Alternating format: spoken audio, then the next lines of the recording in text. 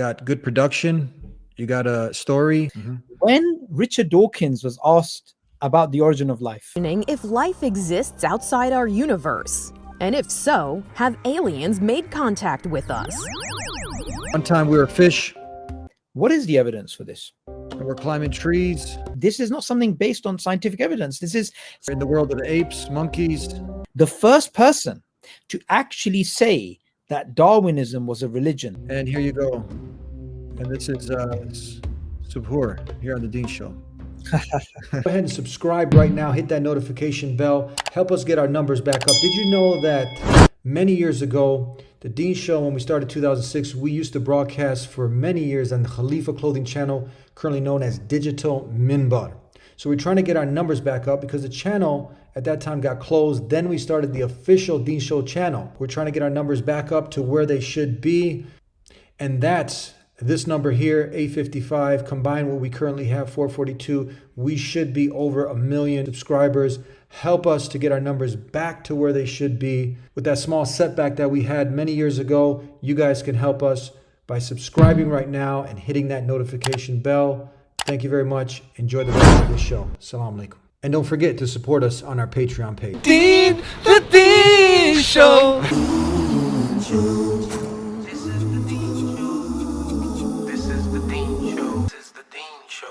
Bismillah, alhamdulillah, assalamu alaikum. Welcome to the Dean Show. I'm Eddie, your host. Subscribe if you haven't already. My next guest, Sabur Ahmed, is the author of the forthcoming book, A Failed Hypothesis. He is part of the Sapiens Institute team.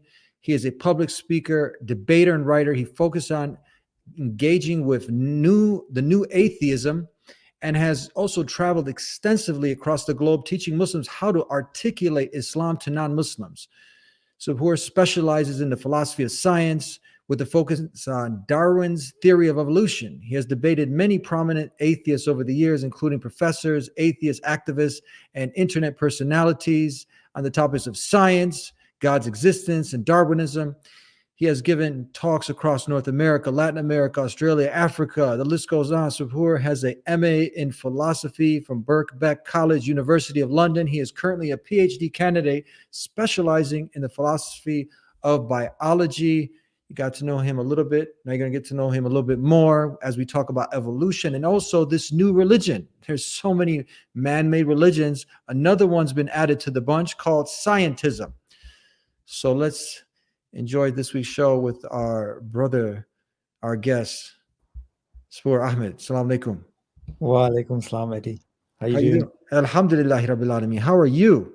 Alhamdulillah. Thank you for inviting me on the show. Alhamdulillah. So you heard me talk about this new religion. There's so many man-made religions. It seems like there's a new one added to the bunch. Have you heard of it? Scientism? Yeah, scientism is a very interesting one. As you know, Eddie, that you've been on the internet long enough to know that every couple of years something becomes more popular than others, and you get these new age beliefs. You get all these different types of things. So scientism is one of those things that's always been there in the background, but the last couple of years it's really come to the fore. So scientism is essentially using the cloak of science to push out a religious ideology, a philosophy. So it's using the word science and the language of science and the, if you like, the status of scientists to actually push out something which is nothing to do with science. So we can define it in the following way. It is an excessive belief in the scientific method, and at a popular level, this leads to some very false claims by people who subscribe to scientism. So the thing is, firstly, no one will call themselves a scientism proponent, right? They will not say, I believe in scientism. They'll just say things like, and I'm going to ask you whether you've heard this before, I don't believe in God, I believe in science. There's no scientific proof for that, so I cannot believe it. For anything to be believable, it has to be scientific. Have you ever heard anything like this before? You hear this a lot. Yeah, absolutely. I've heard this definitely. Yes. That is scientism. Person, a lot of times who's, just repeating this is just somebody, a lot of times who has no idea really what true science is. You know what I mean? Has probably even taken a science class. Absolutely. I mean, usually what it's like is it's a get out of jail card. Yeah. Right?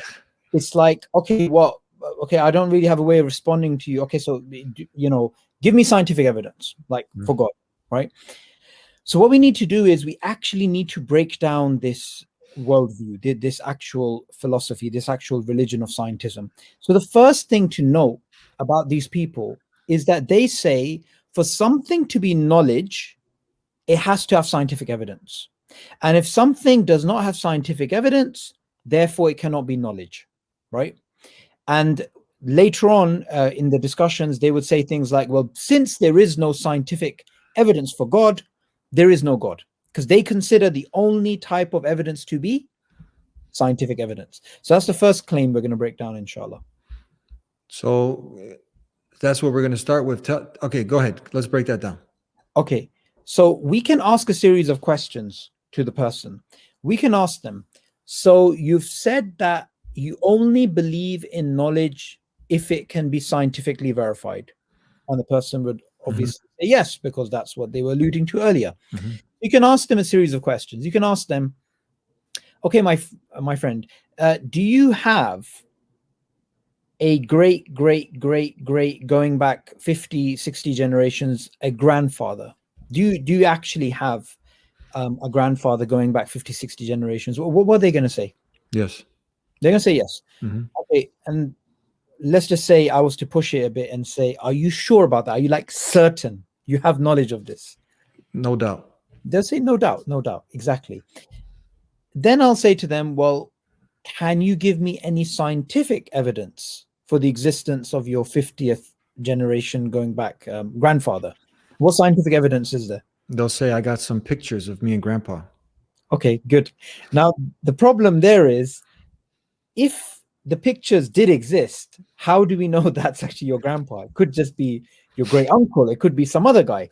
But going back 50 generations, obviously there were no pictures back then. Yeah. So what other sort of evidence could they use?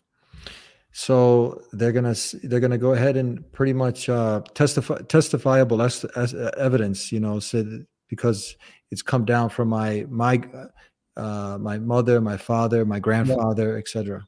Yeah, exactly. So they're gonna say, well, this I know because my mom told me and my dad told me, and they were told by their parents that, so going back, this must have happened.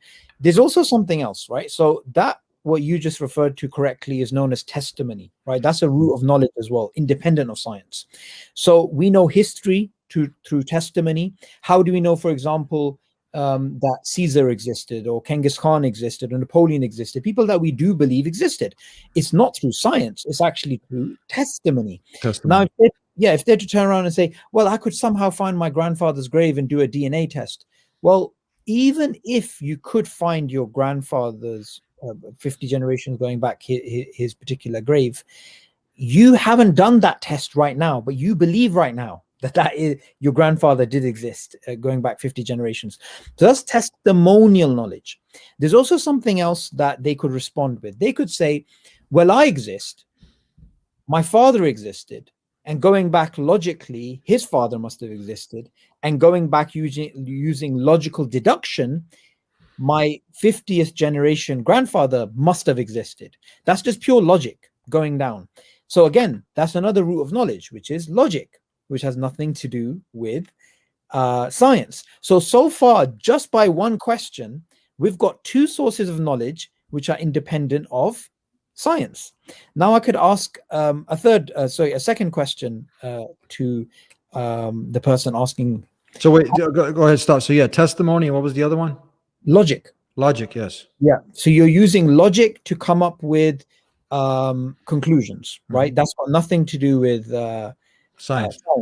Okay. So you could ask them another question. You could say to them, okay, do you believe that if you see a child being run over deliberately, that you see that happening, there's an evil person and they run over a child and they kill a child, you see this horrific sight, do you feel that that is evil? Do you feel that that is wrong? What would they say? They're going to agree, yeah. They're going to agree, yes. And do you believe that if somebody ran in front and saved the child just before it got hit, that would be a good thing? It's a hero, yes. Okay, so these feelings that you have, these morals that you have, right? How passionate are you about these things? Very passionate. Very passionate. In fact, Eddie, human history is a history of people rising up for moral reasons. You know, you have the entire history of humanity. When you break it down, you find that there were moral movements throughout history. Even today, we get massive moral social movements. So someone says, I only believe in something if it can be scientifically demonstrated or verified or proved, then we could simply say to them, well, that child being saved or that child horrifically being killed, there is no scientific evidence for right and wrong, but you believe in it and you believe it to be true. So if you're to deny knowledge that does not come through science, you are to deny good and bad and duties, and you're to deny morality and in fact civilization. In fact, you are denying what makes us human, right? So far we have logic, we have testimony, and we have morality, our belief in morals. So just by asking a few questions, we can actually show that scientism's falling apart. Now I'm going to ask another question to the person. I'm going to say to them, do you believe that the world is real? That you and I are talking right now and the world is real? Yep. Yeah. Absolutely. Okay, well, if this world is real, then what is the scientific evidence that the world is real? There is actually no argument you can make that using science that this world is real. All you could simply say is, well, for science to even work, for anything to even make sense, the world being real is something we axiomatically all accept. We all accept it. It's something for which we don't need to give scientific evidence for, but it's knowledge we all have. So now we have self-evident truths, things that we know to be true, but we don't actually, we can't actually prove those things scientifically. So far we've had, a few roots of knowledge. There's also something else that we could speak about, which is mathematics. We could ask them, a squared plus b squared is c squared, right? You do this in school, you solve all these things. Are those things scientific knowledge? No, those are mathematical knowledge. So using these different types of thought experiments, we can show them that your scientism worldview actually completely falls apart just by asking a few surface level questions. Mm-hmm. So what's the difference now between scientism and science? Good. So science is the application of reason to the natural world. It is a way of understanding, explaining, analyzing, making predictions, and so on and so forth. So science is a beautiful thing. We love science. We don't have a problem with science. Science is a method of trying to gain knowledge about the real world. Now, we have no problem with someone that believes in science because we believe in science. When someone takes science and says, no, this root of knowledge is the only root of knowledge, everything else is irrelevant, that is scientism, where they've taken the garb of science and they've actually excessively applied it to other domains of knowledge and tried to monopolize them and said, no, the only type of knowledge is scientific knowledge. So that's the difference between scientism and science. What are the main claims of scientism? So we covered their claim about monopolizing knowledge. Mm-hmm. Another thing that we see is that usually the proponents of scientism in the popular culture, and I don't want to get into the academic discussion about scientism and the academic definitions because those are different to what we face in the public. But one of the things that proponents usually, and you get this a lot at colleges, universities, you get this a lot in terms of the internet atheists, is they will make claims of science being certain, science giving absolute knowledge, that science is there to give you knowledge which is not going to change, which is absolutely certain. And that's a claim that we can actually challenge through, again, asking a few questions.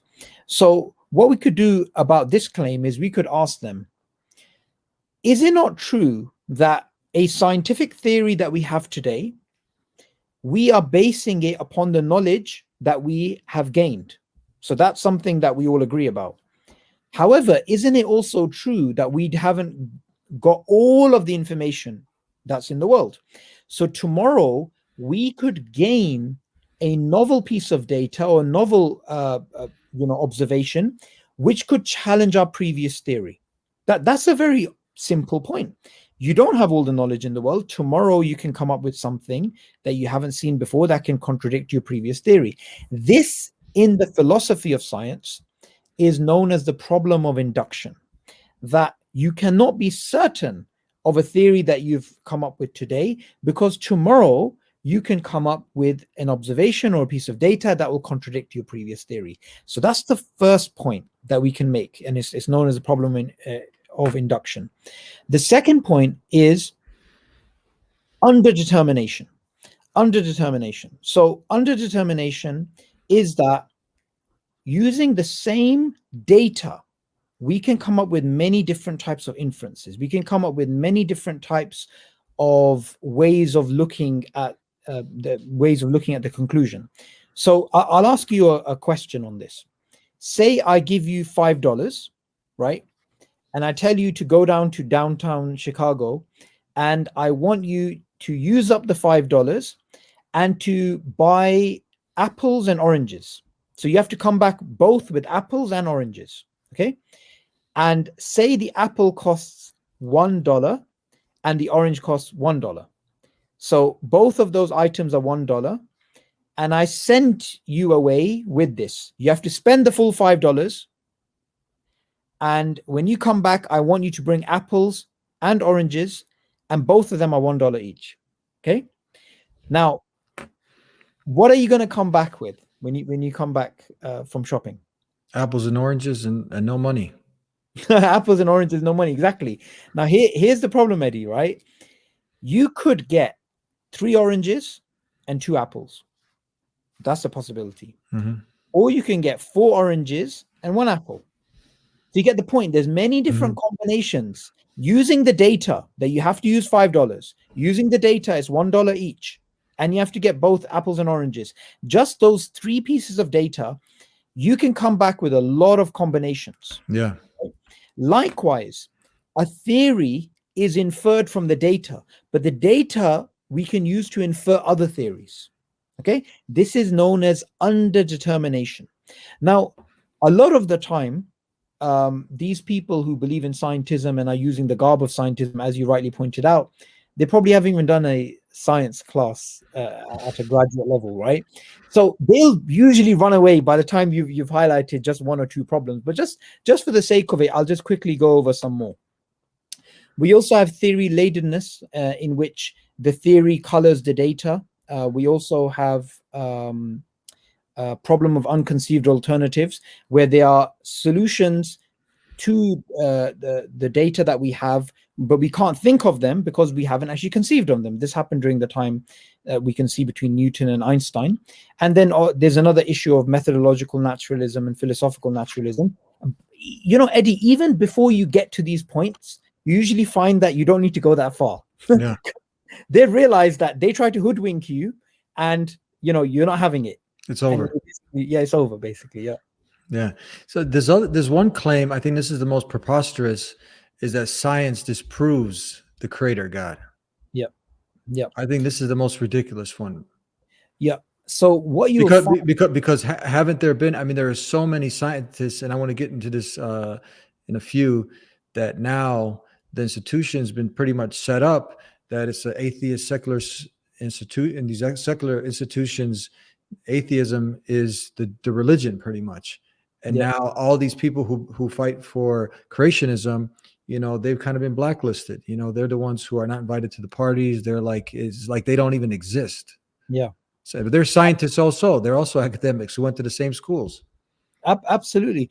And look, I think the first point to note here is they're using an argument, and their argument is this: hey, look, guys, look at all these scientists, all of them today, or most of them, or a large percentage of them, they happen to be agnostic or atheist. So therefore, agnosticism or atheism must be coming from science. That's their basic argument, right? And they'll throw out all sorts of statistics, like 90-something% in the American Association of Scientists or whatever do not believe in a personal God, and all this type of stuff. And you find people like Richard Dawkins, who are quite well known, popularizing these arguments in their books. Now, the problem with this argument is, let's just not break down why this argument's wrong. Let's actually use this argument against them. So their argument is, oh, wow, look at all these scientists today, and they all must be, they all doubt the existence of a personal God. So therefore, we should all basically become atheists. The problem with this argument is, this is a very small snapshot of history. If we actually go back and we look at the entire scientific enterprise over hundreds of years, we will find that the majority of the scientists were theists. They were people who believed in God. So if we're to use this argument for the 19th century, 20th century, 21st century, going back all the way to the 10th century, and if we're to do that, then we would say the vast majority of scientists throughout history were theists. Therefore, we should all become theists. So the problem with the argument is it can work against them. The second thing is, it's not actually a valid argument. If all the scientists in the world today decided something that they believed in, right? Does that mean that we should all, like sheep, without thinking, start following them? That's not true at all. What we need to understand is that the atheism and agnosticism of today, which generally dominates the scientific domain in terms of the Western world, this has cultural origins more than anything to do with science itself. So we have to understand that this argument is not valid. It works against them. And two, it's trying to invoke this type of sheepish behavior from us. But the fact is, we shouldn't actually fall for those types of arguments. There is nothing, absolutely nothing, that science can do to undermine God's existence. The issue they have is scientism. They say, because there is no scientific evidence of God, therefore there is no God. And we're gonna turn around and say to them, we never said there has to be scientific evidence for God. We can come up with rational arguments for God. The problem with you guys is you think rationality and science is the same thing, which is the problem of scientism. Mm-hmm. That takes me back to what you mentioned, a prominent, I would say, because you've extensively studied, debated, and you've got a lot of knowledge in this new atheism. What's the difference, before I ask you my question? Atheism, for people that I know, and this, when you put the term new atheism, what's the difference now? Sure. Atheism and new atheism. And then I'll ask you my question. Yeah, that's a very good question, actually, because it can get confusing. So atheism is generally a position in which you do not believe there is a God, or you are, you have agnostic atheism as well, where people are kind of like unsure. But it's just a position that somebody holds, that, look, I don't believe in God. I'm an atheist, right? New atheism is actually a social movement, or we can say it was a social movement. It's really dying down now. So this movement was really spearheaded after 9/11 by the likes of Richard Dawkins, Sam Harris, Daniel Dennett, and Christopher Hitchens, who are known as the Four Horsemen of atheism. And their ideas collectively came out. So you had the God Delusion coming out by Richard Dawkins, you had The End of Faith, you had God Is Not Great, I forgot Daniel Dennett's book, and all these guys started publishing books. They started doing conferences, they started doing debates. Their view was, okay, we're going to finish religion, we're going to kill religion, we're going to do this, and you can see this in their videos, them openly saying this. And it turned out to be a really flat-footed assumption of theirs, that they could just swipe away Islam, swipe away Christianity, just swipe away faith from the hearts of people. Because back in 2006, when they were making these types of noises, we're here in 2021, and what we find is that their movement basically fell apart. It didn't really gain as many followers as they actually wanted to. They even wanted to move into politics, some of them, right? Mm-hmm. Other new atheists started rallying for these types of Reason Rally in America, and all this type of stuff. But that's the actual difference, that one is a social contemporary movement and one is just a position that someone holds. So is it safe to say these are like the radical atheists, like the ISIS atheists? Well, the thing which is very interesting, and I'm glad You get my point. These No, are no, the no. ones. These are the ones who are kind of the extreme atheists. Well, what we would say is that say when you come up with Because didn't Sam Harris, wasn't he the one that said I'd blow up Mecca? We should well, we should actually one of the things he wrote about was nuking yes. nuking Makkah. And also what you find amongst them is they openly talk about discriminating against Muslims and doing these types of things. Yeah. However, Eddie, I think it's very important to understand that these people, they do not call for violence. So even when Sam Harris says these things, he's saying them as a hypothetical thing. So they wouldn't be violent themselves or call for violence. But what we do need to understand is they don't have power, right? They don't actually have power. They just have the ability to write some books and so they're playing the system. But if they had the power, it'd be a different story. Well, I wouldn't say if these guys had the power, they would actually be violent. What I would say is, let's look at what happened when atheists did have power. That's the point. Yeah. When you look for at example, the communist Russia, the hundreds of millions of people, not hundreds, what's it called? One of the stats is 100 million people died in the 20th century because of communist, how many died during the reign of the Bolsheviks? Yeah, exactly. You get horrific crimes against religious communities. You get all these types of destruction of religious property. Innocent people get killed. And we see this in for example, not only when these communist countries take over their own regions, but also when they take over Central Asian countries like Uzbekistan, Tajikistan, Turkmenistan, and all these places. Because you often hear the cliche, the argument, the mantra that people are like, "Oh, religions are the cause of all war," right? But I mean, when you get down to the nitty and gritty, I mean, it's actually the people who are godless, who don't believe in a God, because there's no moral compass, so they can do whatever they want. And historically, this is what we see. Even currently, what's happening, modern day Inquisition is happening. Right now with the Uyghur Muslims, right? And that's a communist party that's killing, raping, and the world is like asleep. Absolutely. And the thing is, when these people say, "Look, we're peaceful atheists, but we're just intellectually trying to challenge you guys," we would return and say to them, "Well, that's fine, you're peaceful and all of that, you guys, but look at what the people who subscribe to your worldview have done in the past. So you can't say this against the Muslim community. Oh, Muslims are violent because this thing happened and those people share your faith. And then when it comes to the people who share your faith, because atheism is a faith, that you don't need to answer for them. I mean, we will openly condemn terrorism. We will openly condemn extremism. We'll openly condemn these things.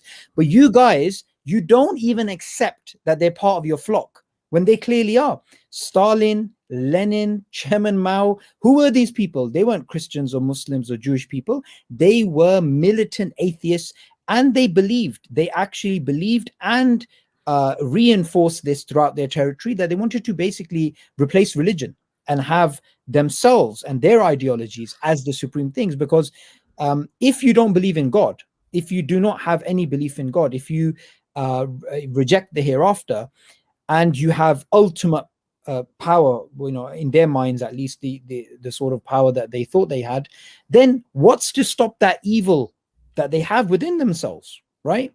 And that's why you find mass atrocities committed by these atheists in the 20th century. So you can make a good guess that the people that you mentioned, these are like the modern day prophets for the new atheism, these militant atheists. Now who follow this new atheism, I mean, you can just take a good guess, like what side would they be on? Where would they kind of like fit in if they had the power? Well, why? It's not a far stretch of the imagination where someone is talking about, oh, we should nuke it, but if they had the power, why wouldn't they press the button?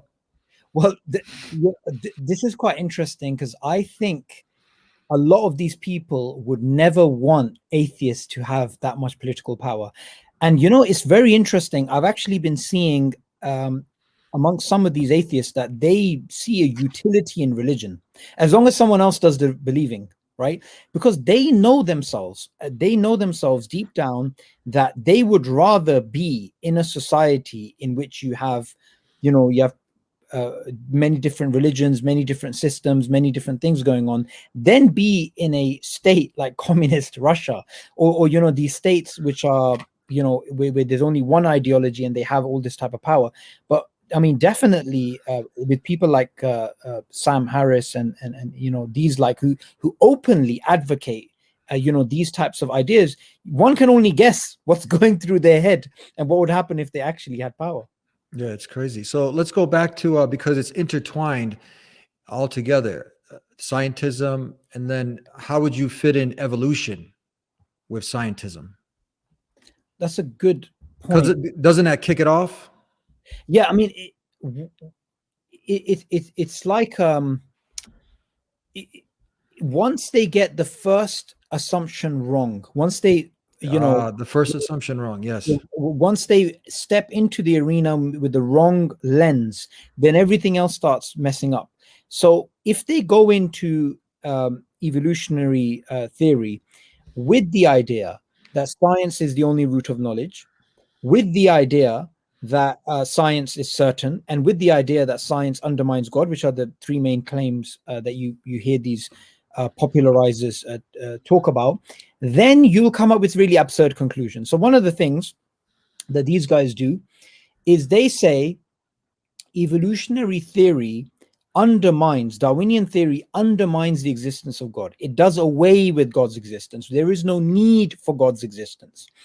Now, this is one of the most popular ideas out there, that somehow Darwin came along and he absolutely destroyed intellectually any idea of there being a divine being. Now, what's interesting about this is, although you find people like Richard Dawkins, Lawrence Krauss, and all these people saying this, they themselves deep down know this is not the case.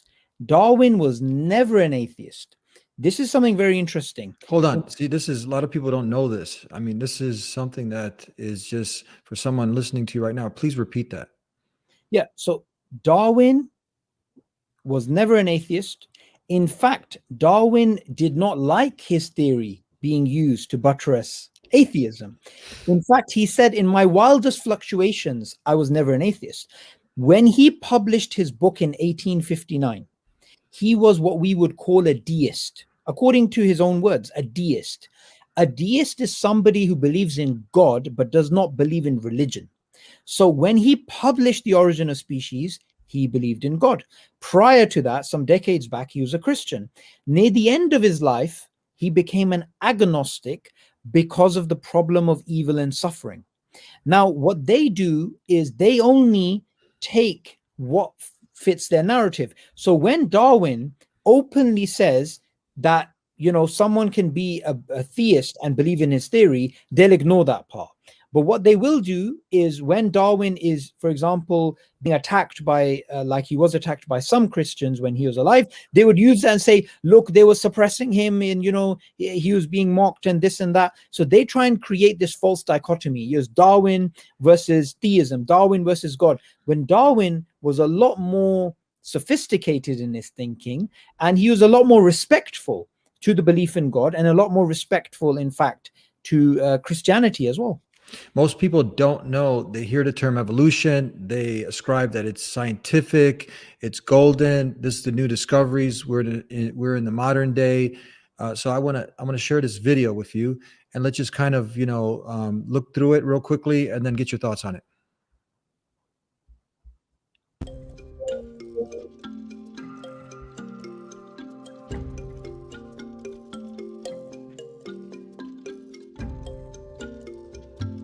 See, notice one thing I want to show you. You got good production, you got a story, and you got a lot of funds.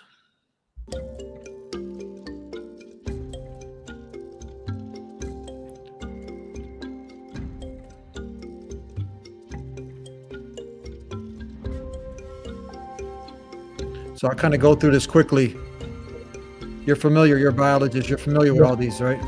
Okay, keep going, keep going. So one time we were fish. This is the evolution process they're explaining, correct? Yep. Okay. So now we're about to take a big jump now. Now we're out of the water. And we're climbing trees. Now we're in the world of the apes, monkeys.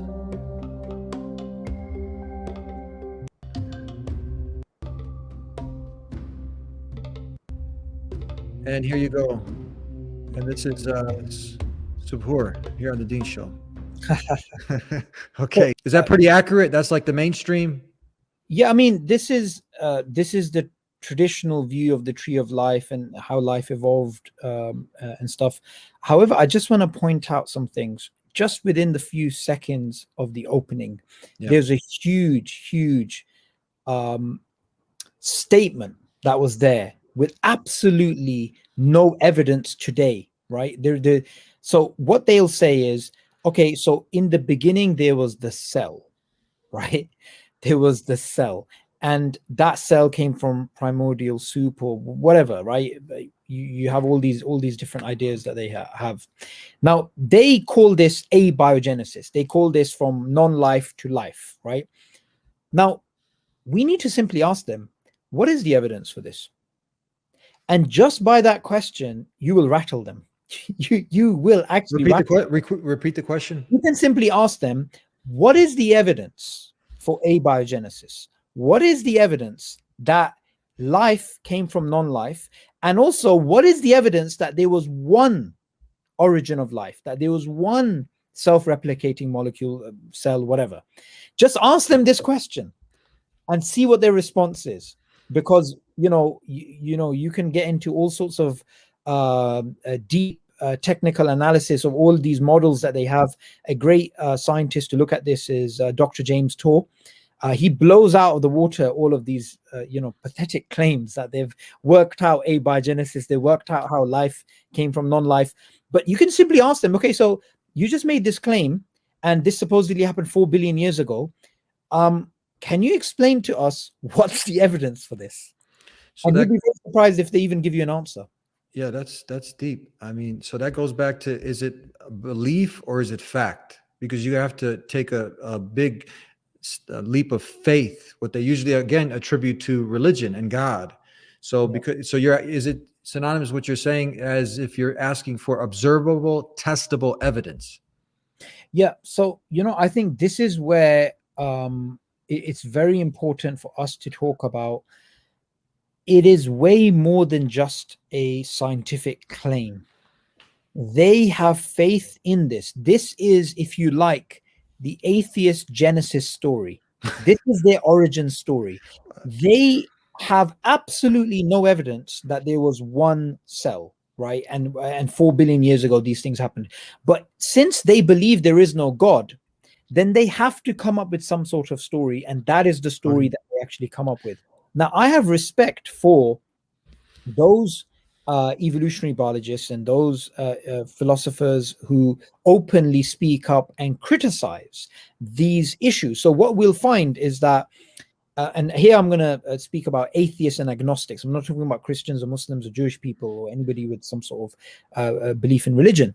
So we have people like the atheist philosopher Thomas Nagel, who wrote the book Mind and Cosmos, which is published by Oxford University.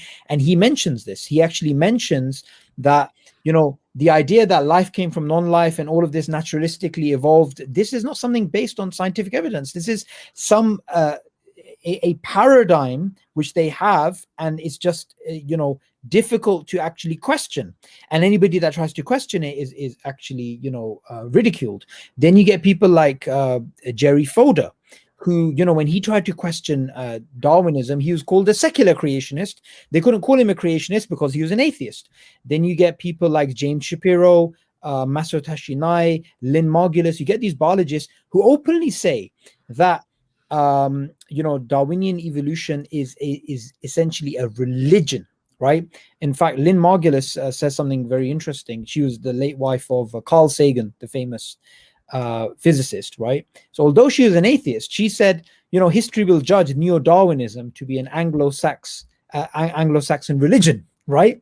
So the problem here is that there is a huge pressure in academia to suppress information which goes against Darwin's theory, and you know, the worry about creationism, and you know, these guys coming in.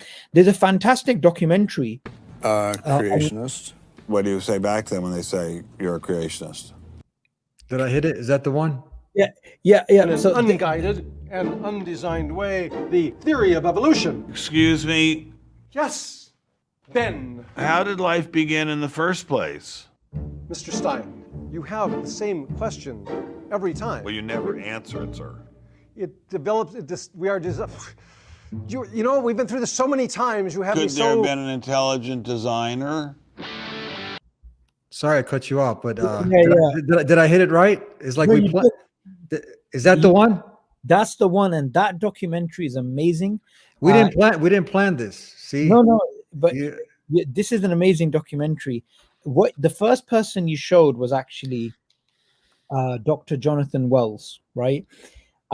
So you find him in there. You find Stephen Meyer. You find Michael Behe, Paul Nelson, and some of these people, alhamdulillah, they've come onto my channel, and I've actually interviewed them as well. The fact is that these are people who were academically not given the freedom to express their views because they were coming up with information going against, you know, Darwinian theory, the contemporary ideas that we actually have. So these are guys associated with the intelligent design movement, the movement which is there to not just say, okay, let's just take you know, Darwinian evolution, throw it out, and let's just start teaching religion. No, these are people who are saying, no, let's have a discussion. You can have your Darwinian evolution, we can have our intelligent design hypothesis, let's have a scientific discussion. And they're being denied that. So, you know, no free and no intelligence allowed is the name of the documentary. And right near the end of the documentary, when it comes to the origin of life, remember I told you, Eddie, they don't really have an answer. Mm-hmm. When Richard Dawkins was asked about the origin of life, he actually said it's possible that life originated from aliens who sent down life on Earth. Right? I don't know if you've seen. Go ahead, finish. That's crazy. I always say that whenever I'm talking about the topic of atheism, I always mention that. They always, and this is the lay person, they come out and they start talking. They won't believe in the creator, but they'll start talking about aliens. Yeah, and you know what's interesting is they'll try and label it in a very fancy way. So, for example, the actual term for this is called panspermia. Panspermia. And Francis Crick, the one who discovered the double helix shape of the DNA, he's the one who proposed this idea. He was an atheist and he couldn't explain the complexity of life. So he had this idea that life was sent to Earth via rockets from, you know, extraterrestrials living someplace else. And, you know, when Richard Dawkins was, because, you know, obviously he's a fan of Crick, and when he was asked by the interviewer in this particular documentary near the end that, okay, so if life was sent down by these aliens to Earth, where did the aliens come from? And he said they evolved from Darwinian evolution. So basically, it's just passing on the buck. It's laughable at this point. But it's crazy. People still keep buying their books.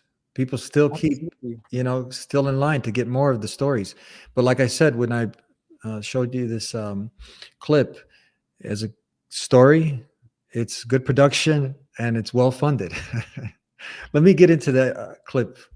That's part of the documentary that I wanted to show you. Well, I usually don't get the opportunity. What's at stake for you personally here? First of all, I love science. I think the way Darwinism corrupts the evidence, distorts the evidence, is bad for science. Well, the other scientists would tell you to just shut up if you love science, okay? Because you're sort of being a bomb thrower into science. I am upsetting the apple cart, and I think it deserves to be upset in this case. Why? Because the evidence is being distorted to prop up a theory that I think doesn't fit it. Was Darwinism really that bad? Perhaps a change of scenery would give me a fresh perspective. So that it could be correct. That's a very different question. One of my prevailing doctrines about Darwinian theory is, man, that thing is just a mess. It's like looking into a room full of smoke. Nothing in the theory is precisely, clearly, carefully defined or delineated. It lacks all of the rigor one expects from mathematical physics, and mathematical physics lacks all of the rigor one expects from mathematics. So we're talking about a gradual descent down the level of intelligibility until we reach evolutionary biology. We don't even know what a species is, for heaven's sakes. So his theory is smoke, but elegant smoke. There's a certain elegance to it, but you know, I think Einstein had the appropriate remark. He preferred to leave elegance to his tailor. A room full of smoke? That certainly wasn't what I was hearing from prominent Darwinists like Richard Dawkins. Evolution is a fact. It's a fact which is established as securely as essentially any other fact that we have in science. Richard Dawkins is so confident that evolution is a fact, and that therefore God doesn't exist, that he has devoted his entire life to spreading the evolution gospel. I'm an atheist with respect to the Judeo-Christian God because there is not a shred of evidence in favor of the Judeo-Christian God. It is completely right to say that since the evidence for evolution is so absolutely, totally overwhelming, nobody who looks at it could possibly doubt that if they were sane and not stupid. So the only remaining possibility is that they're ignorant, and most people who don't believe in evolution are indeed ignorant. But the people I spoke with weren't ignorant. They were highly credentialed scientists. So there had to be something else going on here. So you think the whole theory of evolution is false, or just certain parts of it? Well, again, evolution is a slippery word. I would say minor changes within species happen. But Darwin didn't write a book called how existing species change over time. He wrote a book called The Origin of Species. He purported to show how this same process leads to new species, in fact, every species. And the evidence for that grand claim is, in my opinion, almost totally lacking. How does Darwin or Darwinism say life began?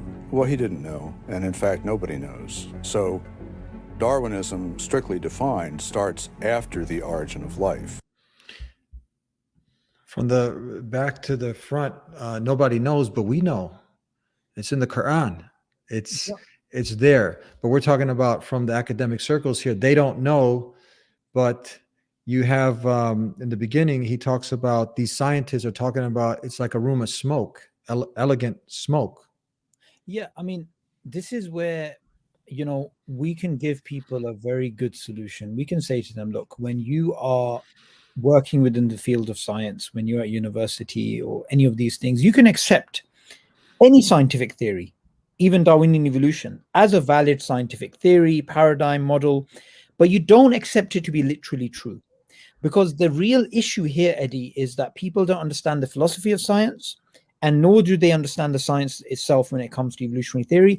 They don't understand the alternatives to Darwinian evolution, like intelligent design, because intelligent design is not allowed to be taught. In fact, critics of Darwin, who themselves are not even Christian or Muslim or have any faith, they themselves have also been, sidelined. So if a theory is, so robust, then why are they afraid of a bit of criticism? Why are they afraid of actually having a dialogue like these guys that you just showed in this documentary? Rather than canceling them, wasn't it better to actually bring them into a room, ask them, where's your argument? Where's my argument? Okay, let's have it. And is a natural selection of ideas until someone wins? But we don't have that.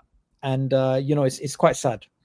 They want to shut down the debate. I mean, they have shut down the debate. In academia, if you say intelligent design, like if you try and publish a paper, you cannot. There is no debate in academia on this right now in a significant way because they are canceling people left, right, and center. In fact, people are scared of actually saying that they're planning on writing stuff on this. Wow, that is deep if you think about it. I mean, this just takes you down to just, you can just go in so many directions here. If you think about this now, we're freedom of speech. We're in America, right? We should be able to talk ideas. Now, I think everyone should watch this documentary. You just recommended it. I recommended it also before. Expelled, No Intelligence Allowed, because it shows these are academic scientists who believe in a creator. And now they're being silenced. They're being blacklisted. They cannot come out freely and talk about this. Yeah. Why? because it goes against what? The religion of secularism. Yeah, I mean, I think there's something very important, and I think this is a good point to wrap up this whole segment on. And let me just add one more thing, and Sure. this is what our youth, this is what the Muslims are getting, and Christians and everyone, they're getting exposed to. They're getting, and this religion is pushed on you now. Scientism, evolution, this, this whole, again, not denying evolution, you can go ahead and the parts that the difference between micro and macro and whatnot, Yeah, I mean, the thing is, look, generally the idea of evolution was known before Darwin. So we're not talking about the general observation of evolution. We're talking about Darwin's particular claims about. Could you call it adaptation? Yeah, I mean, you could call it adaptation, but the real issue here is Darwin's twin claims of universal common ancestry and all of this happening naturally, right? Without, well, neo-Darwinism today, which has obviously moved away from Darwin, becoming a lot more militantly atheistic, how, as Richard Dawkins calls it, the blind watchmaker, there is no God. So that's the real issue here. Now, what's very interesting is we are not the people, Muslims or Christians or people of faith, we are not the people who said Darwinian evolution is a religion. We're not. The first person to actually say that Darwinism was a religion, that evolutionary humanism is a religion, is actually a Darwinist. So Julian Huxley was a very important figure in the early 20th century. He was somebody who was a philosopher, an atheist philosopher, a biologist. He contributed significantly to neo-Darwinism, the contemporary theory that we actually have. And he believed that Darwinism, what he termed evolutionary humanism, he believed it was a religion. He actually called it a religion. Wow. Now, he's written a book in the 1930s, I believe, or early 40s, and it's called Religion Without Revelation. Religion, you can Google it right now. The book is called Religion Without Revelation. Without Revelation. In this book, that religion without revelation is evolutionary humanism. In his book, New Bottles for New Wine, which I was just reading just 2 days ago, again, he makes claims about, Darwinian evolution. You can see for him it's something way more than just that. And I just want to highlight something about Julian Huxley. Julian Huxley believed that in the same way today, in his time in the 40s, nobody believed that the earth, everyone accepted that the earth was not flat, right? Everyone accepted that that the flat theory was wrong. He said in the same way, in the future, no one will believe in God. And he believed that evolutionary humanism should be evangelized to the entire world. He actually believed this. Now, he wasn't just a lone wolf. He went on, and Eddie, this is really going to send some shivers up your spine. He went on to become the founding father of UNESCO, the United Nations Educational, Scientific and Cultural Organization. UNESCO's first guy was Julian Huxley. You can go and Google this. Wow. And UNESCO has an influence in terms of the entire world. So we need to understand this guy was an ideologue. He believed that this new religion needed to be evangelized, and he had this very important political position. Now, in 2016, the most well-known Darwinian author in the world, the most well-known Darwinian academic in the world, the atheist philosopher Michael Ruse, he wrote a book. And this book, I just want you to just understand the significance of this book. This book was called Darwinism as Religion. Darwinism as Religion. And this was published by none other than Oxford University, right? So you have an atheist philosopher publishing a book by Oxford University. How much more credible can we get from their camp, right? And he's far more greater in status than people like Richard Dawkins in the field of Darwinian evolution. Now, in that book, he basically argues from the onset till today, Darwinian evolution may be a scientific theory, but it has been more than that. It has been a perspective beyond just a scientific theory. It has been a religion, right? So what I want people to understand especially people who disagree with us, is we're not the ones saying that Darwinian evolution is a religion. This is your guys. And it's your ideologues who've been behind this sociological movement to try and evangelize the world towards a Darwinian perspective. And that goes back to what I was trying to say was, now you're going into a university, and if you're not equipped knowing these things, and now you see the professor and he's following his prophet, who's Richard Dawkins, and now this is someone who is spewing beautiful, what you perceive as, beautiful rhetoric, and you're like, wow, you're just amazed at the words he's using, and you're not well grounded in your deen, first of all, and you don't know many of these things that you just uncovered. This is so important that you know these things, that a lot of this stuff that they go ahead and teach, this stuff is baseless. It's not on evidence. Like you said, this is a story. It's funded very well. And then you end up, leaving your deen because of this. Absolutely. And I would add to that, Eddie, that you have some very good professors as well. You have some people who are, although they're atheists, although they are Darwinists themselves, they would not be ideologically driven in the same way people like Richard Dawkins are. So on YouTube, you will find a talk between myself and a professor at the University of Birmingham, Professor Jeremy Pritchard, who is a specialist in his field, and we go over this, right? Even though he's in a different camp, he's an atheist and I'm a Muslim, and he's we're not going to agree on everything. That discussion we had is called "Does Evolution Undermine God?"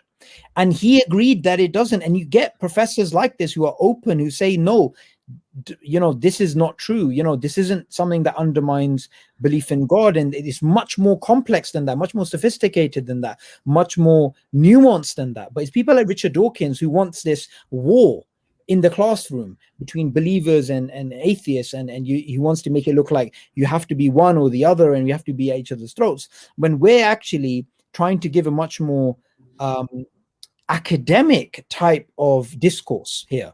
Yeah. So if anybody's interested, they can go watch that talk as well. As we wrap up now, just a couple more points. I want to ask a couple more questions. So really, at the end, it's not, the bottom line is not truth in these academic settings. It's the bottom line is not, it should be ultimately, if it's science and you're following science and you want to get to the truth of the matter. But at the end of the day, if you watch this documentary, it's like, okay, everything else can possibly, we can entertain it, the piggybacking on the crystals, that theory, we can entertain this, but as soon as it comes to intelligent design, no. Even if that's the truth, we won't accept that.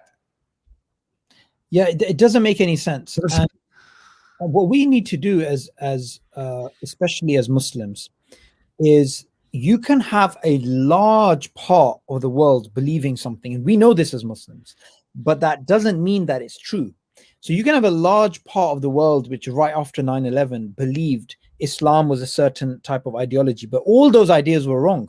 All of those, people churning out those things, they were all wrong. So just because a lot of people are saying the same thing, sometimes even we as Muslims, we think, man, I don't want to be like the black sheep, sticking out in a crowd. I want to be, I just want to be with everybody. I want to conform. But actually, Darwin himself stood out. He was like, no, this is, he didn't agree with the people of his time. So he came up with his own theory. So there's nothing wrong with being that black sheep. There's nothing wrong with standing up and saying, no, we are going to stand up to this. We're going to, look at it from this perspective.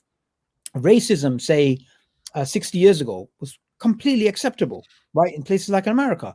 Then you had, Rosa Parks. You had these people who stood up and said, no, we're not going to accept this. And you find this in other parts of the world. You find this in indigenous communities, which are standing up to, say, their Spanish occupiers. You get this in the Indian subcontinent as well. So, we shouldn't be shy of going against the grain. We shouldn't be shy as Muslims, as believers, as people who believe that we are upon the truth, of going against something that may be very popular in society. It shouldn't upset us, right? It shouldn't scare us. We should actually be at the forefront of this. And what I would say is credit is due to the intelligent design guys, and obviously women as well who are involved, that they've stuck to their guns. They've really had this onslaught from all across the atheist world, and they've managed to stick in there. Yeah, and it surprised me. Who was this person again? This is that you said he claimed this term that this evolution is actually a religion, and to go ahead and spread this all over the world. And This is Julian Huxley. that had me thinking, like, what at the end are you spreading? Like, what moral code, what moral compass, what are you giving to the world? What do you have to offer at the end? And then contrast that with when we talk about, Islam, for instance, submission to the creator, not the creation. You're talking about spreading justice in the world, ending injustice. You're talking about ending hunger, feeding all of humanity. You're talking about free healthcare. You're talking about everything that's good out there. You're talking about spreading peace. Peace acquired by submitting your will to God, to the creator. I mean, everything good, pure. This is what we're talking about giving to the world. What are they talking about spreading at the end of the day? And you've raised a very good point. So I just want to remind everybody of something very important in terms of the history of Darwinism. After Darwin's death, in fact, while he was alive, this movement started that is known today as social Darwinism. Now, social Darwinism is essentially the ideas of Darwin applied to society. Now, today, this is ridiculed as a pseudoscience and no one takes it seriously. However, at the time, this was the good stuff. This was the stuff that was being pumped out of even some universities. The Nazis took it to another level and they started exterminating the weaker segments of their society, and people that they saw as racially inferior. So social Darwinists, they would see the strong capitalists surviving and the weaker ones, us not having a duty towards them. Eugenics, all this stuff. This is historically true. Survival, very much. It's survival of the fittest. In fact, today, right now, if you walk past a hospital, that is the survival of the unfittest, and you're paying for it with your tax dollars. That goes against Darwinian theory. Human behavior goes against Darwin's theory. So, it's so important that we need to understand ideas like the selfish gene. They promoted this type of capitalist culture. We can't deny these things. Now, obviously, there's some evolutionary thinkers today who are saying, oh, that's got nothing to do with us. That's fine. But historically, we know these things happen. And like you said, Islam is there to teach you, I'll tell you something funny, Eddie, right? Why are people kind to each other if it's survival of the fittest? They don't have an answer. So they think, oh, the reason why you're nice is because you expect something back, which they call reciprocal altruism. Or you're nice to somebody because they're related to you because they hold your genes. They call that kin selection. We as Muslims say we're nice to people because we deep down are nice because we have a fitrah. We believe in God, right? In fact, human beings generally, right? We have a lot of good within us. We have that good which Islam is trying to amplify, right? That's a much more beautiful idea of human nature than the selfish gene or social Darwinism or sociobiology, all this stuff that they try and color us with. All right, go ahead and leave us with something. Purpose. That's the theme of the Dean Show, trying to get people to reflect, to think about their purpose, why they've been created, why are they here in this life, and where they're going when they die. So leave us with something that you can have the university student, the person who follows scientism, and now he's questioning it. Leave us with something to have people, the light bulb go on, and to have them think more about what is the true purpose of life. What do you leave them with? Absolutely. I mean, I would contrast two different perspectives. So one perspective is that we are created to worship God. What is worship? Worship is that we have love, hope, fear in the Creator, and everything we do for God alone. We call upon God alone. We make our lives not just a life in which you need to work 9 to 5 and provide for your family and go out with your friends and do these things, but actually there's a higher purpose of life, having that spiritual connection with God, having that connection with other human beings and being good to them for the sake of God. All of these altruistic higher ethics that Islam teaches.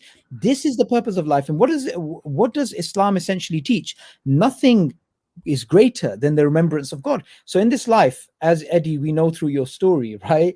And we know through the stories of countless people, alive today, that, you can have everything this dunya has to offer, but you will not have peace. Ultimate peace comes through the submission of the Creator. Now let's contrast this beautiful perspective with what Richard Dawkins says in The Selfish Gene. He says the ultimate rationale of life is survival and reproduction. So the fact is, Islam is there to elevate you. And from the other perspective, how different are you from a cow? Like, honestly, in fact, from our perspective, cows worship Allah. But from their perspective, if it's survival and reproduction, you might as well just go to the field.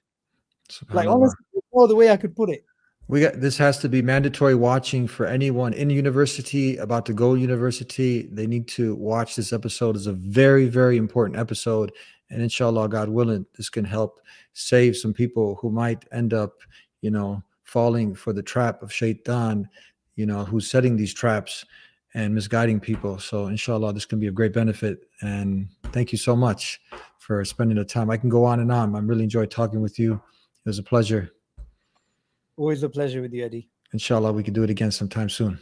Inshallah. May Allah bless you. Jazakallah khair. Thank you so much. Assalamu alaikum wa rahmatullah. Wa alaikum assalam wa rahmatullah.